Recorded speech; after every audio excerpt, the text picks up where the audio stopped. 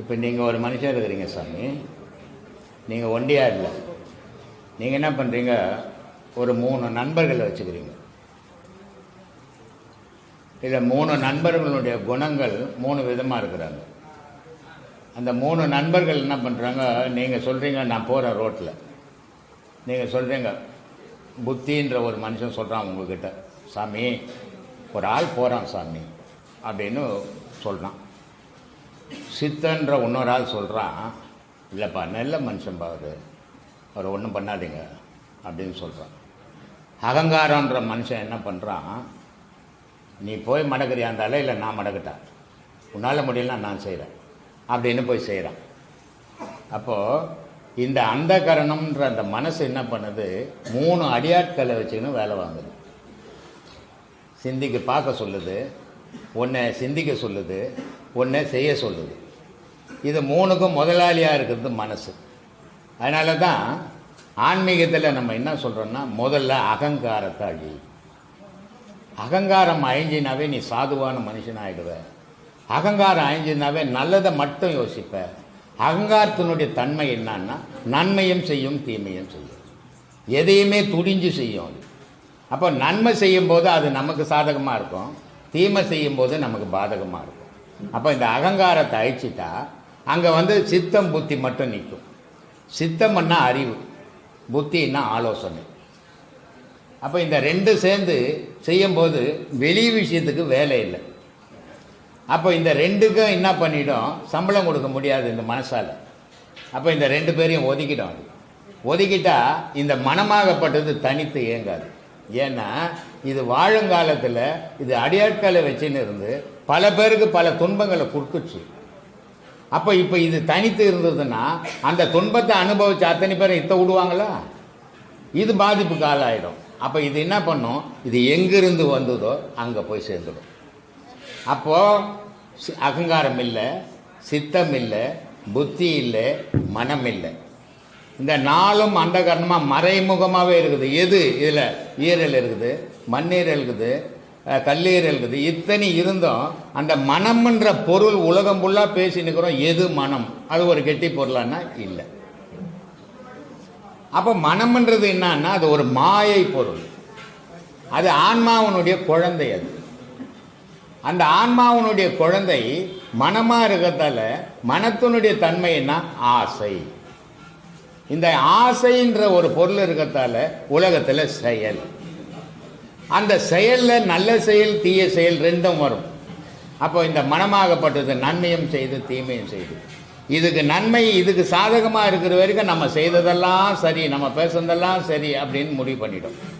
ஆனால் இது செய்த செயல் இதுக்கே பாதகமாக வரும்போது, அடே நம்ம தப்பு பண்ணிக்கிறோம், நம்ம ஏதோ தவறு பண்ணிக்கிறோம், இனிமேல் நம்ம அந்த தவறை பண்ணக்கூடாது, இனிமேல் அப்படி பேசக்கூடாது, நம்மளை நம்ம திருத்திக்கணும் அப்படின்னு நிற்கும். அந்த பாதிப்பு வராத வரைக்கும் அது அகங்காரத்தை கையில் வச்சுக்கணும், ஆடுன்னு ஆடும். இது மறைமுகமாகவே இருக்குது. ஆனால் மனம்ன்ற ஒரு பொருள் கெட்டி பொருள் கிடையாது. ஏன்னா ஆன்மான்ற ஒரு பொருள் கூட இருக்குது, மனம்ன்ற ஒரு பொருள் கிடையாது. என்னது பாருலாம், ஐயோ இதெல்லாம் போடக்கூடாதுப்பா, எனக்கு எடு எடு எடு எடு அந்த மாதிரிலாம் போடக்கூடாது. நான் மாலைகள் போட்டு உட்காந்துங்கன்னா நான் அதில் போடு சேரே நான் செய்து கொடுத்து இப்போ உட்கார மாட்டேன்றேன், இதெல்லாம் வந்து போடுறீங்க, போட்டாக்கு போடுங்க. அப்போது இந்த மனமாகப்பட்டது அழிஞ்சாதான் ஞானம் பெறும். இந்த மனம் அழியணுன்னா முதல்ல அழிய வேண்டியது அகங்காரம். அகங்காரம் அழியணுன்னா முதல்ல அழிய வேண்டியது ஆசை.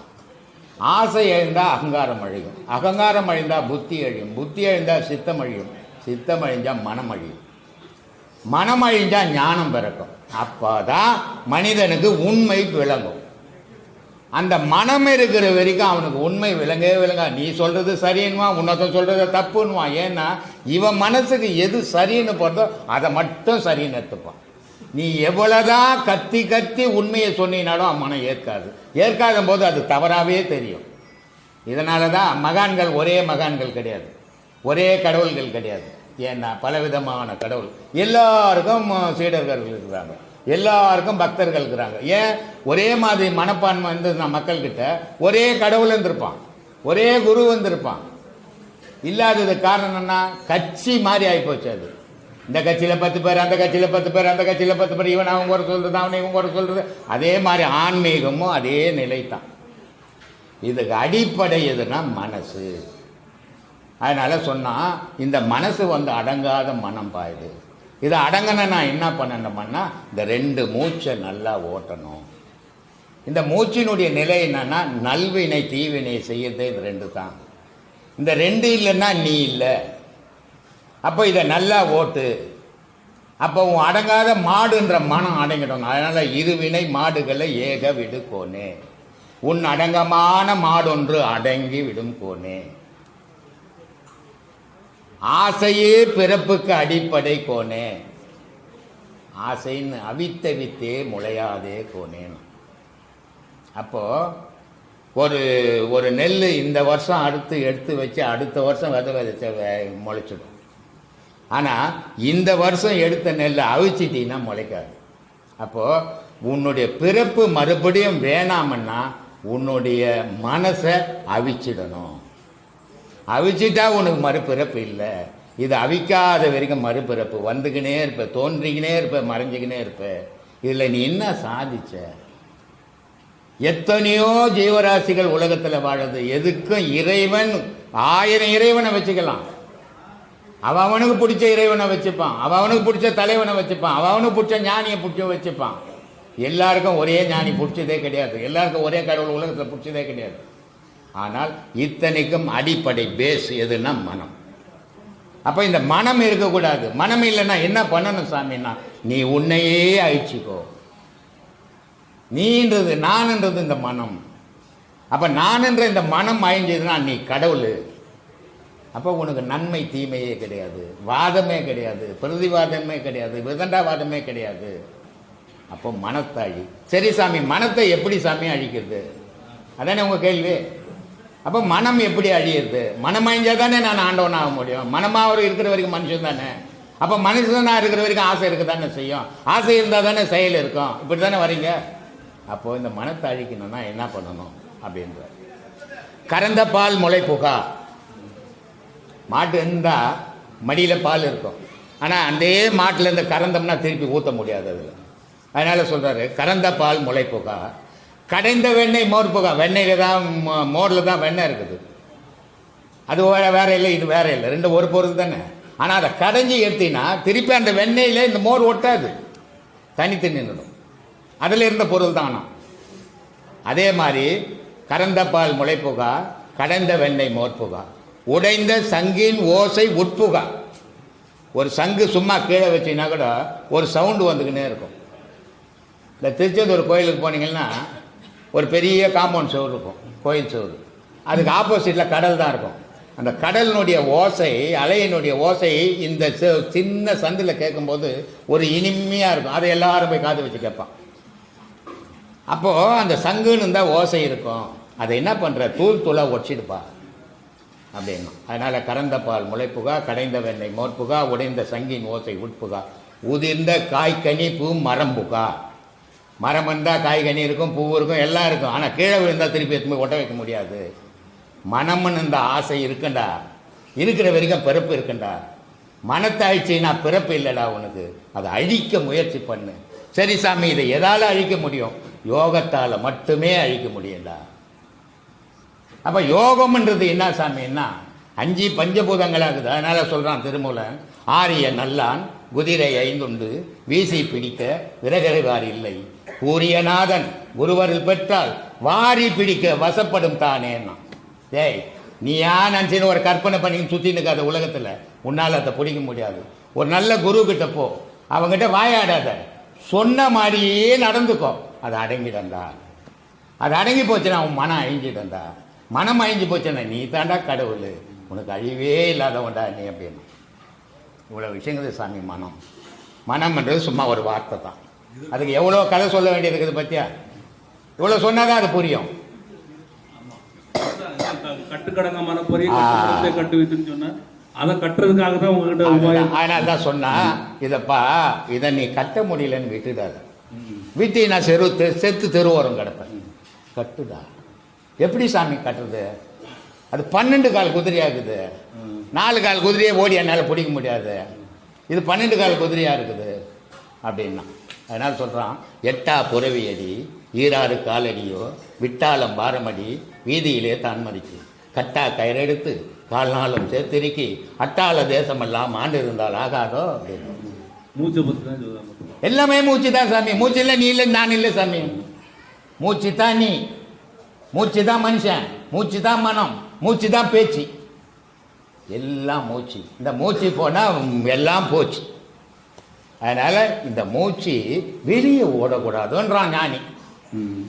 இது எவ்வளோ வெளியே ஓடுதோ இது அவ்வளோ பெருசாயிடான். எது பெருசாயிடா? இது நீள இது பெருசாகினே போகுமா. இது குறுக இது அடங்கிடான். நீங்க சொல்லியிருக்கீங்க நாசிக்கும் உச்சிக்கும் மட்டும். அதனால வள்ளுவன் ரொம்ப அழகாக சொல்றான், யாகவரா எனும் நாகாக்க சோகாப்ப சொல்லெடுக்கப்பட்ட. டேய், போகிற இடம் எது, என்ன பேசணும், என்ன தெரிஞ்சுக்கணும், அதை தெரிஞ்சுக்க. எனக்கு நாக்குக்குது, நீ எது ஒன்றா பேசிட்டார அசிங்கப்பட்டு போட விடான்றான் இல்லை. அதனால் நம்ம எதை தெரிஞ்சுக்க வந்திருக்கிறோம் அதை தெரிஞ்சுக்கணும். ஆராய்ச்சி பண்ணுற இடம் இல்லை இது. என்ன பல்கலைக்கழகமா இது? அந்த உபாயத்தை சொல்லி கொடுக்குற இடம், சொல்லி கொடுக்குற இடம். சொல்லி கொடுக்குறத கடைப்பிடிக்கணும். பேசிட்டு போறதெல்லாம் ஒரு பயனும் கிடைக்காது, பொழுது ஒன்றா போகும். அதை தான் நம்ம சொல்லி கொடுத்துங்கிறோம்.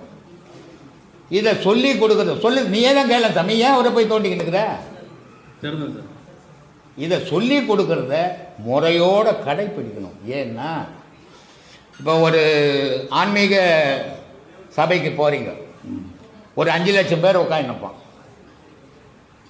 அவர் ஒரு குரு வருவார், அவர் ஒரு சப்ஜெக்ட் எடுப்பார், அவர் பேசுவார். அந்த 5 லட்சம் பேர் அமைதியாக உட்காந்துப்பான். கடைசியாக சொல்லுவார், உங்களையே நினைங்க, ஆழ்நிலைக்கு போங்க, அப்படியே உள்ள போங்க. கற்பனையிலே போவாங்க.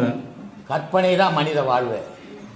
மனித வாழ்வே ஒரு கற்பனை தான். இவன் என்ன நினைச்சுக்கிறான், நம்ம இன்னும் ஒரு 2000 வருஷம் வாழ போறோம்னு கற்பனையில தான் வாழ்ந்துருக்கிறான். பிரம்மகுமாரிகள். அதனால சொன்னா, வருமுன் காவாதவன் வாழ்க்கை எரிமுன் வைத்தது போல் கெடுமுன்னா. நம்மால் என்ன சொல்லிக்கிறான், ஏரோப்ளேன்ல ஏறினா எரிஞ்சு விழுமான்னு கேட்டுக்கு நீ ஏறு சொல்லுவானா? பஸ்ல ஏறினா எங்க இடிப்பியான்னு கேட்டுக்கு நீ ஏறு அப்படின்னுக்கிறான். அதை சொல்லலை. அதை சொல்ல அவரா போனோம், நமக்கு தெரியாதா? அவ்வளோ பெரிய மேதையா போனோம், வள்ளுவரா போனோம், நமக்கே தெரியும். இல்லை யாருன்னா எங்க நேரத்தில் கவுத்தன்னா நம்ம காலி நீட்டு. நாகேஷ் ஒரு கேள்வி கேட்குறான் நிருபர், சாமி பிளெயின் வந்து ஆகாயத்தில் பறக்குது, கப்பல் வந்து கடலில் போகுது, இது ஏன் சாமி ரெண்டாங்க போகுது? விபத்து ஏற்பட்டால் ஒருத்தம் கூட பழைக்கூடாதுன்னு போகுதுன்னாங்க. ஆனால் வள்ளுவன் சொன்னது அது இல்லை வார்த்தை. நீ பிறந்தது உலகத்தில் நிஜம், இதை பொய்யின்னு நீ முன்னால் பேச முடியாது. போக போகிறதும் நிஜம், இதையும் பொய்யின்னு நீ சொல்ல முடியாது. இந்த ரெண்டுக்கு நடுவில் கடவுள்ன்ற காலை புடி இல்லைன்னு சொன்னால் வெக்கா பொருகிட்ட நெருப்பு காட்டின கதையாக போயிட விடானு. அதனால சொன்னான், வருமுன் காவாதவன் வாழ்க்கை எரிமுன் வைத்தது போல் கெடுமுன்னா. சரி, இப்படி வாழ்ந்தா எப்படி சாமி இருப்பான்? அடப்பாவி, உலகத்தில் நிரந்தரமாக இருக்கும் உன் பேருன்னா. மலர் மிசை ஏகினால் மானடி சேர்ந்தார், நிலமிசை ஏகினால் நீடு வாழ்வாடுறான். அப்படி வாழ கற்றுக்கிட்டா, வாயாட கற்றுக்காதுறான்னா இல்லையா? இந்த மனம்ன்றதை அப்படி அடக்கணும். இப்படி கூட்டம் கூடி சாமி கும்பிட முடியுமா? கும்பிட முடியாது. கடவுள் வழிபாடே கிடையாது. இது வந்து ஒரு கிளாஸ், அவ்வளோதான். இது கடவுள் வழிபாடு கிடையாது. நான் ஒன்றும் பெரிய மகான் கிடையாது, நான் ஒன்றும் பெரிய ஞானி கிடையாது. அனுபவத்தை சொல்லிடுறேன், அவ்வளோதான். நீங்கள் நினைப்பீங்க ஞானி இல்லை, சாமியார் இல்லை, சன்னியாசி இல்லை, இதெல்லாம் எதுக்கடா விட்டு வச்சுக்கிறேன்? இங்கே ஒரு அடையாளம் தெரியணும், அதுக்கோசம் வச்சுக்கிறேன். போலீஸ்காரன் போனால் காக்கி ட்ரெஸ் போட்டால் தானே போலீஸ்காரன், வெள்ளை ட்ரெஸ் போட்டு போனால் கும்பலில் போய் இருந்தால் போடும். அது மாதிரி இது இப்போ எனக்கு. இதனால் இதுக்கும் கடவுளுக்கும் ஒரு சம்பந்தமும் கிடையாது. மயிரியாக கேட்குறாரு கடவுள், மனசை கேட்குறாரு, அதை கொடுக்க மாட்டேன்றோம். அதனால் கடவுள் வழிபாடுன்றது உனக்குள்ளவே எண்ணி எண்ணி எண்ணி ஏங்கி ஏங்கி தவிக்கணும். அதான் கடவுள் வழிபாடு. வாயால் பேசுறதுலையோ புக்கில் எழுத்தால் படிக்கிறதாலேயோ கடவுள் வழிபாடு கிடையாது. அதனால் சொல்கிறான், கடவுளை எப்படிம்மா கும்பிடணும், எப்படி ஐயா கும்பிடணும்? தனித்து இருந்து கும்பிட்றாங்க. கூட்டம் கூடி கும்பிடக்கூடாது. கூட்டம் கொண்டு என்ன பண்ணுவேன்? அவர் என்ன நகை போட்டுக்கிறாரு, என்ன வாட்சி கட்டிக்கிறாரு, அவர் என்ன வேஷ்டி கட்டிக்கிறாருன்னா பார்த்துக்கிட்டோம். கடவுளை கும்பிடுவியா? கோயிலுக்கு போகிறோம் அப்படி கும்பிடுவானா? கோயிலுக்கு போகிறவனுக்கு வாட்சி என்னத்துக்கு? சாமி கும்பிட்றவனுக்கு. கோயிலுக்கு போகிறவனுக்கு நகை என்னத்துக்கு? இதையெல்லாம் மற்றவங்க பார்த்து நம்மளுடைய வசதிகளையும் வாய்ப்புகளையும் நம்மளுடைய வாழ்க்கை நெறிமுறையும் தெரிஞ்சுக்கிறதுக்காக வச்சுக்குது. அதெல்லாம் இது அப்படி இல்லை, கடவுளை தெரிஞ்சுக்கிறதுக்காகவே. அப்போ கடவுளை எங்கே தெரிஞ்சிக்க முடியும்? வெளியே தெரிஞ்சிக்க முடியுமா? முடியவே முடியாது. உனக்குள்ளவே உணர்ந்தால் மட்டுமே கடவுளை தெரிஞ்சிக்க முடியும். அப்போ இந்த உணர்தல் எப்படி வரும் அப்படின்னா, ஒரு குரு சொல்கிற பாதையை பின்பற்றி போகணும். அதனால தான் நான் ஏற்கனவே சாய் தர்மா டிவியில் ஒரு பேட்டியில் கூட கேட்டாங்க, ஒரு குரு எப்படி இருக்கணும், ஒரு சீடர் எப்படி இருக்கணும் அப்படின்ட்டு. ஒரு குரு எப்படி இருக்குன்னா ராமகிருஷ்ணர் மாதிரி இருக்கணும், ஒரு சீடர் எப்படி இருக்குன்னா விவேகானந்தா மாதிரி இருக்கணும். ஏன்னா குரு சொல்ல தட்டாதவனாக இருக்கணும் சீடன். அதே மாதிரி ரமணருக்கு ஒரு சீடன் எப்படி இருக்குன்னா ரமணர் மாதிரி இருக்கணும் குரு. சீடன் எப்படின்னா பால் பிரிண்டர் மாதிரி இருக்கணும் அப்படின்னு. வள்ளலாருக்கு ஒரு சீடன் குரு எப்படி இருக்குன்னா வள்ளலார் மாதிரி தனித்து நிற்கணும். கட்டின பொண்டாட்டி கையில் திருவாசகம் கொடுத்துட்டு போயிடுறாரு. நம்ம பண்ணுவோமா? இவ்வளோ பேசுகிறோமே, முடியாது. வாயில் பேசிடுவோம், செயலாண்ட போக முடியாது நம்மளால. உருத்த மனசு. அவர் தாலி கட்டின அன்றைக்கே திருவாசகத்தை கொடுத்துட்டு, அம்மா நான் உதவ மாட்டேன், இதான் உனக்கு உதவுன்ட்டு போயிட்டார். தனித்து போனார், தனித்து இருந்தார். அவருக்கு ஒரு சீடன் கல்பட்டு. இப்படி ஒவ்வொரு குருமார்கள், இவ்வளோ பெரிய மகான்களுக்கு ஒரு சீடன் 2 சீடன் தான் கிடைச்சான். எனக்கு சீடனே ஒன்றும் கிடைக்கல. ஏன்னா இன்னைய காலகட்டத்தில் சீடன் ஆகிறது அவ்வளோ விளையாட்டு விஷயம் இல்லை, ரொம்ப கடினமான பயணம் அது. உலகத்தில் இருக்கிறதுலே சும்மா இருக்கிறது கஷ்டம். சும்மா இருந்துட்டான்னா அவனே மகான். 80 வயசு 90 வயசு இப்போ அப்போன்னு உட்காந்துப்பான் தின்ன மேலே. தாத்தா என்ன பண்ணுறேன்னா சும்மா உட்காந்துக்கிறேன். சும்மா உட்காந்துக்க மாட்டான். அவங்க உட்காந்து யோசிச்சு அமெரிக்காரை ஏன் அங்கே போய் கொண்டு போட்டான், இவன் ஏன் அவங்ககிட்ட சண்டை போட்டான் அப்படின்னு யோசிச்சு இருந்தாப்பான். ஏன்னா அந்த யோசனை இருக்கிற வரைக்கும் அவனுக்கு மனம் இருக்குது. அந்த மனம் போச்சுன்னா சும்மா இருந்துருவான். சும்மா இருந்தால் மகான் அவன். அப்போது அப்படிப்பட்ட நிலைக்கு போனோன்னா எப்படி கடவுளை கும்பிட்னா கூட்டம் கூடி கும்பிடாதடா, தனித்தா கும்பிடு. உன் மூச்சு இஷ்டத்துக்கு பக்கத்து வீட்டுக்காரன் வரைக்கும் ஓடக்கூடாதுடா, அது உனக்குள்ளே அடங்கி போகணுன்ற. அதனால் சொல்கிறான், முத்து முகமடியோ முச்சந்தி வீதியிலே 10ஆம் இதழ் வரப்பி பஞ்சனையின் மேல் நிறுத்தி அத்தை அடக்கு நிலை யாரும் இல்லா வேலையிலே குத்து விளக்கேற்றி என் கண்ணம்மா கோலமிட்டு பாரு. நானும் வெளியே கொளுத்திக்கின்னு பார்க்கறதில்ல. வெளியே கொளுத்துற குத்து விளக்க சொல்லல, அவன் உள்ள கொளுத்துறான்றான். ஒரு விளக்கு எரியும் மேலே, அந்த பாடத்தில் கரெக்டாக போனவங்களுக்கு தெரியும் இல்லையா? அதனுடைய அடையாளம் நம்ம வெளியே கொளுத்திக்கிறோம். இப்போ சர்ச்சில் போனால் மெழுகுவர்த்தி கொளுத்திப்பான், இந்து கோயிலில் போனால் குத்து விளக்கு கொளுத்திப்பான், மசூதியில் போனால் ஊதுவத்தி கொளுத்திப்பான். எதையோ ஒரு அடையாளம் வச்சு தான் எல்லாரும் கும்பிட்டுன்னுக்குறான். அடையாளம் இல்லாமல் கும்பிடணும், அதான் தெய்வ வழிபாடு. அதான் தெய்வ வழிபாடு. இதெல்லாம் பக்தி. இது தவறுன்னு சொல்ல முடியாது, இது தேவை. ஏன்னா எல்லாரும் ஞானியாக முடியாது. எல்லாரும் உலகத்தெல்லாம் உணர்வான், தன்னை உணர முடியாது. தன்னை உணர்ந்தவன் மட்டும்தான் ஞானி. அந்த உணர்தல் அவ்வளோ சாதாரணமான விஷயம் இல்லை. அவன் உலகத்தை இழக்க தயாராக்கணும். ஏன்? கடவுள் மனிதனுக்கு தெரியும் போது உலகம் இருக்காது, உலகம் தெரியும் போது கடவுள் தெரியாது. அப்படிப்பட்ட நிலை இது. மனம் வந்தால் உலகம் தெரியும், ஆன்மா வந்தால் கடவுள் தெரியும். இவ்வளோதான் வித்தியாசம். இந்த 2 சின்ன விஷயத்துக்கு தான் இவ்வளோ பேசின்னுக்கிறோம். அதனால் அப்படி உணரணும் கடவுளை. அப்படி உணர்ந்தீங்கன்னா எல்லாராலையுமே அறிய முடியும். வாதம் பண்ணுறதாலேயோ வாக்குவாதத்திலேயோ கடவுளை அடையவே முடியாது. அது பொழுதுபோக்குக்கு பேசலாம். உணருங்க. அதுதான் சொன்ன. நாங்களின் பதில் என்ன? கௌதம புத்தர் பெரிய மகான். அவர் ஒரு நாள் ஒரு இடத்துலேருந்து இன்னொரு இடத்துக்கு பயணம் பண்ணுறாரு. கௌதம புத்தர் பயணம் பண்ணுறாருன்னு தெரிஞ்ச உடனே அந்த இடைவழியில் இருந்த ஒரு ஊர் ஜனம், ஒரு கூட்டம் அவரை வழிமடக்குது. வழிமடக்கி கண்டபடி அவன் வாய்க்கு வந்ததெல்லாம் பேசுகிறான். பேசும்போது கௌதம புத்தர் அசையாமல் நிற்கிறார். அவன் வாய் நோக பேசி எல்லாரும் பேச்சு அடங்கி போச்சு. அப்போ கேட்குறாரு, ஐயா நான் போட்டா அப்படின்றாங்க. அப்புறம் அவர் போயிடுறாரு.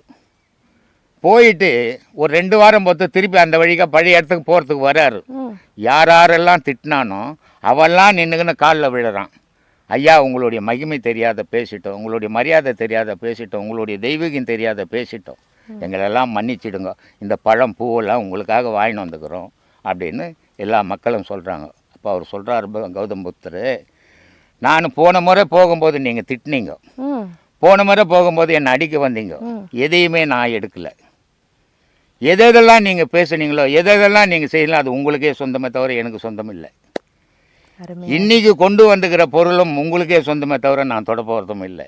அதனால் உலகம் எதை பேசினாலும் நான் எடுக்க மாட்டேன் அப்படின்னு சொல்லிட்டாரு. அந்த மாதிரி இந்த கமெண்ட் கொடுக்குறவங்கள பற்றிலாம் நான் எடுக்கிறதே இல்லை. அது ஒரு பெருசாகவே அவங்கள நினைக்கிறதே இல்லை. ஏன்னா அவங்களுக்குலாம் ஒரு வேலை இல்லாமல் எதையாவது ஒன்று போட்டுக்கினே இருக்கணும்.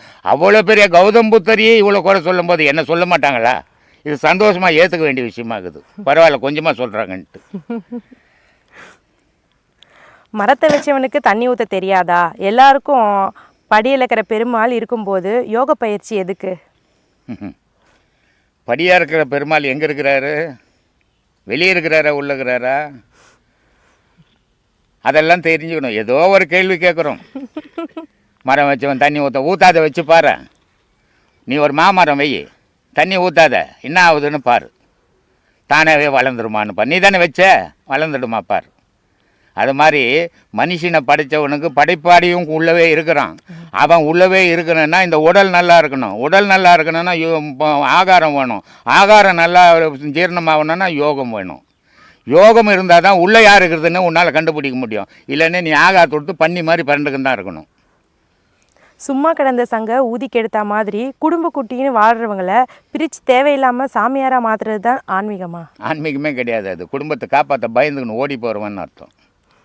அதுக்கு பேர் ஆன்மீகம் இல்லை. குழந்தை குட்டியை கட்டிக்கிறதுக்கு முன்னாடி தெய்வம் வேணும்னு நினச்சிருக்கணும். தெய்வம் வேணும்னு நினச்சிருக்கணும். கல்யாணம் எதுக்கு? சரி கல்யாணம் பண்ணிக்கணும், தெய்வத்தோடு சேர்ந்துக்கணும் குழந்தைங்களுக்காரன். ஏன்னா உன்னுடைய மனைவி உடல்லையும் தெய்வம் இருக்குது, உன்னுடைய பிள்ளைங்க உடல்லையும் தெய்வம் இருக்குது. அதுங்களை வழிபடும் போதே நீ தெய்வ வழிபாடு பண்ண மாதிரி ஆகிடும். அதனால் அதை விட்டுட்டு ஓடி போகிறவன் அவன் நல்ல சம்சாரியே கிடையாது. இத்தனை மதங்கள் கடவுள் செய்ய முடியாத போது மாய உலக வாழ்க்கையில் வாழறவங்க கிட்ட நீங்கள் மட்டும் என்ன மாற்றத்தை கொண்டு வர முடியும்? ஒன்றும் கண்ணமே முடியாது. சொல்ல வேண்டியது தான் மனுஷன். உங்களுடைய தாய் தப்பன் நீங்கள் பிறக்கிறதுக்கு முன்னாடி உங்களுக்கு ஒரு தாய் தப்பு இருப்பார். அந்த தாய் தப்பு நீங்கள் பிறந்த பிறகு உங்களுக்கு 1000 அறிவுரை சொல்லியிருப்பார். எந்த அறிவுரையும் நீங்கள் கேட்டிருக்க மாட்டீங்க.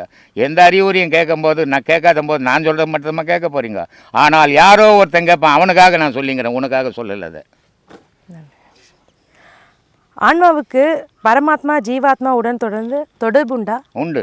ஏன்னா பரமாத்மாவுக்கும் ஆத்மாவுக்கும் தொடர்பு இருக்கிறதால தான் நமக்கு இயக்கமே நடக்குது.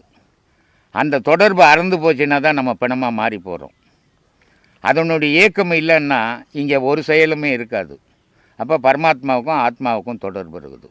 ஆத்மாவுக்கும் மனசுக்கும் தொடர்பு இருக்குது. மனசுக்கும் ஆத்மாவுக்கும் தொடர்பு இருக்கிறதால தான் உலக செயல்கள் மனம் செய்யுது, ஆத்மா செய்யலை. அதனால் மனத்துக்கும் ஆத்மாவுக்கும் உறவு உண்டு, ஆத்மாவுக்கும் பரமாத்மாவுக்கும் உறவு உண்டு. இந்த 3 உறவுகள் இருக்கிற வரைக்கும் தான் மனுஷன். இந்த மனம் போச்சுன்னு சொன்னால் அவனுக்கு பேரே மாறி போயிடும், பெணமண்ணி ஆகிடும். அதனால் எல்லாத்துக்கும் ஒரு தொடர்பு உண்டு. இப்போ பிராண காற்று மூக்குக்கும் வயிற்றுக்கும் தான் ஓடினுக்குது. ஆனால் இது மூக்குக்கும் வயிற்றுக்குமா ஓடினுக்குது? 72,000 நாடி நரம்புலையும் ஓடினுக்குது. ஓடலைன்னா அங்கெல்லாம் ரத்தம் போகாது. அப்போது எல்லாத்துக்குமே தொடர்பு இருக்குது. ஆனால் அந்த தொடர்புகளை நம்ம அறியாமல் இருக்கிறோம். அறிகிறவன் தான் யோகி ஞானி, அறியாதவன் அஞ்ஞானி. மாயை இவற்றை கொண்டு பெரும்பவைகள் மாவை பொருள்கள் இல்லாமல் பயனில்லாமல் இந்த மாய வாழ்க்கையை வாழத்தான் வேண்டுமா? மாயைன்றது எங்கே இருக்குது? வெளி உலகத்தில் மாயைன்றதே இல்லை. மாயைன்றது உன் மனசுக்குள்ளே தான் இருக்குது.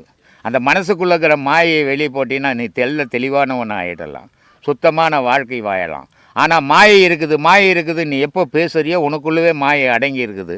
அந்த மாயை நிற்குது. அதுக்கு தான் சொன்னார், காசிக்கு போனாலும் அகப்பேய், கர்மம் தீராதே அகப்பேய்னா.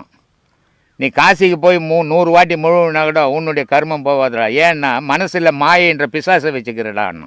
அந்த பிசாசை சுதுக்கி வெளியே போட்டுட்டு போனால் தானே உனக்கு மோட்சம் கிடைக்கணும்.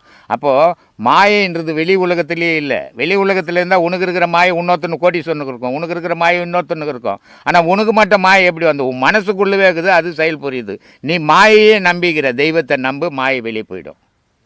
இவ்வுலக வாழ்க்கையை சும்மா இருந்த வேடிக்கை பார்த்து செல்வது தான் சித்தர்கள் கூறும் சுகமா? அப்படி சும்மா இருந்து வேடிக்கை பார்த்துட்டு அவங்க போயிருந்தாங்கன்னா இன்றைக்கி கடவுள்னு ஒன்று சொல்கிறதுக்கு நீ இருந்திருக்க மாட்டேன். முதல்ல அவங்க சும்மா இல்லாமல் எல்லாத்தையும் தேடி அறிஞ்சு உணர்ந்து தெளிஞ்சு நமக்கு கொடுத்துருக்குறாங்க. இதை தான் நம்ம செய்துன்னு இருக்கிறோம். அவங்க இல்லைன்னா நமக்கு இது எதுவுமே தெரிஞ்சிருக்காது. அதனால் சித்தர்கள் மனிதர்கிட்ட உறவாடலை. ஆனால் தனித்து இருந்து இறைவனுக்கும் மக்களுக்கும் என்ன தொடர்புன்னு ஆராய்ஞ்சாவன். ஆராய்ஞ்சு அந்த உண்மைகளை தான் நமக்கு சொல்லி கோயில் குளங்கள்லாம் கட்டி வச்சுக்குது. இந்த கோவிலுக்கு போகிறதால சாமி என்ன கொடுப்பாருன்னா ஒன்றும் கொடுக்க மாட்டார். ஏழை போனாலும் ஏழையாக தான் வரணும், பணக்காரன் போனாலும் பணக்காரனாக தான் வரணும். ஆனால் அங்கே போய் வருவதால் அவனுக்கு ஒரு மன நிம்மதி, ஒரு மன நிறைவு. அப்போ மன நிம்மதியோடவும் ஒரு மன நிறைவோடு வாழணும்னா கோவில் வேணும். அங்கே சாமி கொடுக்குதா வாங்குதான்ற பிரச்சனையே இல்லை. அதுக்காக சித்தர்கள் கட்டி வச்சான். இல்லைன்னா இவன் காட்டு மிராண்டி போய் மாதிரி ஆகியிருப்பான், ஆதி மனித மாதிரி இருந்திருப்பான். இதெல்லாம் வச்சு தொட்டு தான் மனிதனாகவே வாழ்ந்துன்னுக்கிறான் இன்னி உலகத்தில். ஐயா, நீங்கள் வந்து இங்கே சொல்கிற வீடியோஸ்லாம் பார்த்தீங்கன்னா வந்து நீங்கள் அதிகமாக கோவப்பட்டு எல்லா விஷயம் சொல்கிற மாதிரி கமெண்ட்ஸ் போட்டுட்ருக்காங்க. அதை பற்றி வந்து நீங்கள் என்ன சொல்கிறீங்க? அந்த மாதிரி சொல்கிறத பார்க்கும்போது எனக்கு சந்தோஷமாக இருக்குது. ஏன்னா நான் கோவப்படுறேன்னும் போது சந்தோஷப்படுறேன். ஏன்னா ஞானிகளே எல்லா ஞானி, யார் கோவப்படாத மனிதன் ஞானியை காட்டுங்க பார்க்கலாம். கடவுளாக இருக்கப்பட்ட சிவபெருமானுக்கே கோபம் வந்து பார்வதி எரிச்சாங்க. கடவுளுக்கு கோபம் வரலாமா? ஏன்? பார்வதி செய்த செயல் சரியில்லை, அதனால் சிவபெருமான் கோவப்பட்டு எரிச்சார். அதே மாதிரி விஸ்வாமித்திரர் இருந்தார். அவருக்கு கோவப்பட்டு பூமியில் இருக்கிற பேயெல்லாம் ஏற்றி விட்டார். பெரிய மகன், அவர் கோபம் வரலாமா? அகஸ்தியருக்கு கோபம் வந்து ராவணங்கிட்ட வீணை வாசித்து பேட்டி போட்டு வீணையெல்லாம் அறுத்துடுறாரு. அப்போ அகஸ்தியருக்கு கோபம் வரலாமா? இவ்வளோ பெரிய மகான்களுக்கெல்லாம் கோபம் வரும்போது சாதாரண மனுஷனை எனக்கு வரக்கூடாதா? இல்லை வந்தால் என்ன அது பெரிய குற்றமா? அப்படி இல்லை. கேள்விகள் நான் பதில் சொல்கிறத மட்டும் பார்த்து நீங்கள் கோவப்படுறேன்னு நினைக்கிறீங்க. ஆனால் அவன் கேட்ட கேள்வி ஏன் இவருக்கு கோபம் வந்தது, அவன் என்ன கேள்வி கேட்டான்னு சிந்திக்க மாட்டேன்றீங்க. ஒரு பாகமே பார்த்துட்டு நீங்கள் ஆர்குமெண்ட் பண்ணுறீங்க, முடிவை சொல்கிறீங்களே தவிர அதுவே தவறான விஷயம். ஒரு இடத்துல கோவப்படுறேன். இப்போ நேற்று முந்த நாள் அந்தம்மா பேட்டி கொடுத்தாங்க. 3.5 மணி நேரம் பேட்டி கொடுத்து நான் எங்கேயுமே கோவப்படலை. காரணம் அவங்க கேட்ட கேள்விகள். இப்போ நீங்கள் கேள்வி கேட்டீங்க, நான் எங்கேயுமே கோவப்படலை. ஏன்னா நீங்கள் கேட்ட கேள்விகள். போன மாதம் ஒருத்தன் கிளாஸில் வந்து உட்காந்துக்கின்னு ஆன்மீகத்தை பற்றி பேசுகிற இடத்துல அக்ரிகல்ச்சரை பற்றி கேட்குறான். சாமி விவசாயம் எப்படி பண்ணணும், எவ்வளோ எது போடணும், எவ்வளோ நாற்று நடணும்ன்ட்டு. இது எங்கே வந்து கேட்கணும்? என்கிட்ட கேட்குற கேள்வியாது. அக்ரிகல்ச்சருக்கு போனால் அவன் சொல்லி கொடுப்பாரான், ஒரு புக்கை கையில் கொடுப்பாரான், படிச்சுட்டு நீ விவசாயம் பண்ணலாம். கடவுளை பற்றி பேசுகிற இடத்துல வந்து காதலை பற்றி பேசுகிறான். என் பொண்டாட்டி ஓடி போச்சு, நான் போய் இட்டுன்னு வரட்டான்னு. இது கோர்ட்டில் போய் கேட்க வேண்டியது என்கிட்ட. அப்போ நான் கோவப்படுவேனா படமாட்டேனா சொல்லுங்க. ஏன்னா நான் பதில் சொல்கிறத மட்டும்தான் நீங்கள் கோவப்படுறேன்றீங்க. அவங்க கேள்வி என்ன கேட்டாங்கன்னு தெரியுது, கண்டிப்பாக கோவம் வரும், நீங்களே உணருவீங்க. அதனால் இது தெரியாமல் நீங்கள் கமெண்ட்ஸ் கொடுக்குறது ஒரு வருத்தப்பட வேண்டிய விஷயம் அல்ல. எதையுமே ஒரு விஷயத்தை முழுமையாக பார்த்து நீங்கள் கமெண்ட் கொடுங்க, தவறில்லை, உரிமை உண்டு உங்களுக்கு. ஆனால் ஒரு பாகத்தை பார்த்துட்டு கமெண்ட் கொடுக்குறது நீங்கள் அறியாமையில் இருக்கிறீங்கன்னு தெரியுது. அதுவே தவறான இது. அதை கொஞ்சம் மாற்றிக்குங்க, திருத்திக்குங்க. இந்த மக்கள்கள் வந்து போடணும்னு போடுறாங்களா? இல்லை, அவங்களுக்கு பொழுது போகணும். சில பேருக்கு எதையாவது ஒன்று போடணும். அதில் என்ன இருக்குது, ஒரு சாப்பாடு செய்து நீங்கள் போட்டுட்டீங்க, சாப்பாடு நல்லா வெந்துருக்குது, குழம்பு வச்சுட்டீங்க, குழம்பும் நல்லா இருக்குது, ஆனால் அதில் இருக்கிற காய் நல்லா இல்லையா, அப்போ சாப்பாடே கண்டன்ற மாதிரி இவங்களுடைய ஆர்குமெண்ட்லாம். அதனால் எதையாவது ஒன்று சொல்லணும், குற்றங்கள் சொல்லணும். அதுக்காக தெரியுற ஒரு குரூப் இருக்குது. சிலது நல்லதை எடுத்துக்கலாம், தீமையை தூக்கி போட்டுடலான்ற குரூப்பும் இருக்குது. நல்லதை எடுத்துக்கிறவங்களுக்கு பயன் தரட்டும், தீமையை தேடுறவங்களுக்கு பயனே தராது. அவங்களே அவங்களுக்கு எடுத்துப்பாங்க. ஏன்னா குறை சொல்லியே எதை பழகிறோமோ அதுவே நம்ம வாழ்க்கையை மாறி போயிடும். அதனால் அடுத்தவங்களை குறை சொல்கிறத முட்டுட்டு நம்மளை நம்ம திருத்திக்க முயற்சி பண்ணிங்கன்னா அது உங்களுக்கு நன்மையை தரும். பிறரை குறை சொல்கிறதால அதனால் உங்களுக்கு ஒரு நன்மையும் இல்லை, தீமை தான் வரும்.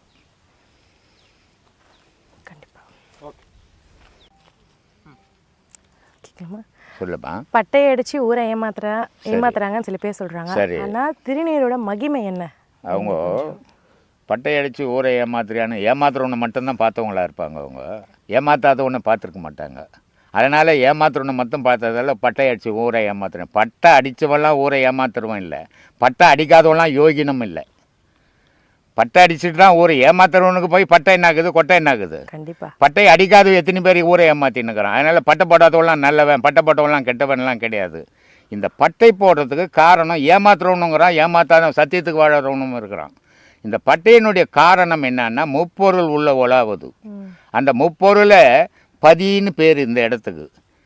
இந்த பதியை நீ ஒவ்வொரு நாளும் உணரணுன்றதுக்காக தான் பெண்களுக்கு பொட்டு வைக்கணும் அங்கே. ஏன்னா அவனுடைய உணர்வை அங்கே உண்டாக்கிக்கணும். நம்ம தொட்டால்தான் ஒரு உணர்வு வரும். அந்த தொடர்றதுக்காக தான் அந்த பொட்டு வைக்கிறது, அதை தொடர்றதுக்காக தான் அந்த விபூதி பூசுறது, அதை தொடர்றதுக்காக தான் திருஷ்ணம் விடுறது. இது எல்லாம் இறைவனுக்காகவும் தனக்குள்ளே இருக்கிற இந்த முப்பொருளை உணர்றதுக்காகவும் 3 நாமம் ஒரு 2 இடைகளை போடுவான், 2 நடுவில் ஒரு செம்பன்னு போடுவான். அப்போது இடைகளைன்னா சூரிய சந்திரன் பேர், நடுவில் சிகப்பு போடுறது அக்னிகலைன்னு பேர். அதே மாதிரி 3 வெள்ளை இப்படி போட்டு முப்பொருள் இருக்குதுன்னு அர்த்தம். நடுவில் அக்னிகலை ஓடுதுன்றதுக்கு பட்டை போட்டு குங்குமம் வைப்பான். கணவன் மனைவியோட வாழறவன் குங்குமம் வைப்பான், மனைவி கிட்ட தொடர்பு இல்லாதவன் வெறும் பட்டை மட்டும் போடுவான். ஏன்னா பெண்ணுன்றவ சிகப்பு, ஆணுன்றவன் வெள்ளை, ஆணுன்ற விந்து வெள்ளை, பெண்ணுன்ற சுரோனிதம் சிகப்பு. அதனால் அந்த பெண்ணினுடைய பொட்டியும் வச்சு அதையும் வச்சு அவனுக்குள்ளே இருக்கிற உணர்வு அந்த பதியை தூண்டி விடுறதுக்கு பட்டை போடுறானே தவிர ஊரை ஏமாற்றி அவனுக்கு என்ன வரப்போகுது? இது இந்த ஏமாத்துறவன் சொல்கிற விஷயம். இது இவன் ஊரை ஏமாற்றிக்கின்னு பட்டை போடுறவனை ஏமாத்துறான்னு சொல்லிக்கின்னு தெரியுற பல பேர் இருக்கிறான். அது மாதிரி ஆளுங்க சொல்லுவாங்க. அருமையான பதில். இந்த உடல் இறைவனால் படைக்கப்பட்டது இல்லை, முதல்ல அதை தெரிஞ்சுக்கணும். நம்ம ஒரு தாயும் தகப்பனும் புணர்களில் பிறந்த உருவானதான் இந்த உடல். தாயினுடைய கர்ப்பத்தில் இருக்கிற வரைக்கும் அந்த தாயினுடைய சுவாசத்தில் தான் அந்த குழந்தை வளருது. அந்த கர்ப்பத்தை விட்டு அது வெளியே வந்தவுடனே அந்த தாயினுடைய தொடர்பை துண்டிக்கப்படுது. துண்டிக்கப்படும் போது அது வாய் திறக்குது. வாய் திறக்கும் போது சுயமான சுவாசம் உள்ளே போகிறது. அது அகார உகாரம் மகாரம்னு பேர். அதுக்கு அந்த 3 சுவாசங்கள் உள்ளே புகுந்து 3 இடங்களை பிடிக்குது. அது ஒன்று இடுப்பை பிடிக்குது அகாரம்ன்றது, மகாரம்ன்றது தொப்புல பிடிக்குது, உகாரம்ன்றது உச்சியை பிடிக்குது. இந்த 3 சுவாசங்களும் 3 சக்திகளும் 3 இடத்த பிடிச்சி இந்த உடலை இயக்குது. இந்த உடல் என்றது ஒரு மண். அப்போ மண் இயற்கையாக ஏற்கனவே செய்யப்பட்டது. தலைன்றது ஆகாயம், அதுவும் செய்யப்பட்டது. இந்த செய்யப்பட்ட பொம்மை தான் தாய் தகப்பன் செய்த பொம்மை இது. அப்போது இதுக்கு ஏக்கமாக வர்றது தான் இறைவன். அப்போது இந்த உடலை தாய் தகப்பன் செய்தானே தவிர இறைவன் பரிசுத்தமாக செய்யலை இதை. ஏன்னா இது பரிசுத்தமான உடலே இல்லை. 2 ஒரு தாயினுடைய தகப்பனுடைய விந்துவும் முன்னாடி கல்யாணத்துக்கு முன்னாடி எந்த தீமை பழக்கமும் இல்லாமல் முறையான கல்யாணம் பண்ணி அவங்க உடல் உறவு கொள்ளும்போது அது சுத்தமான உருவங்கள் ஏற்படுது. கல்யாணத்துக்கு முன்னாடியே பல தவறுகளை செய்து திருந்தி கல்யாணம் பண்ணி அந்த விந்துக்களை பாழாக்கி ஒரு குழந்தை பிறக்குது. அப்போ அந்த உடல் நோய் உற்ற உடலாக பிறக்குது.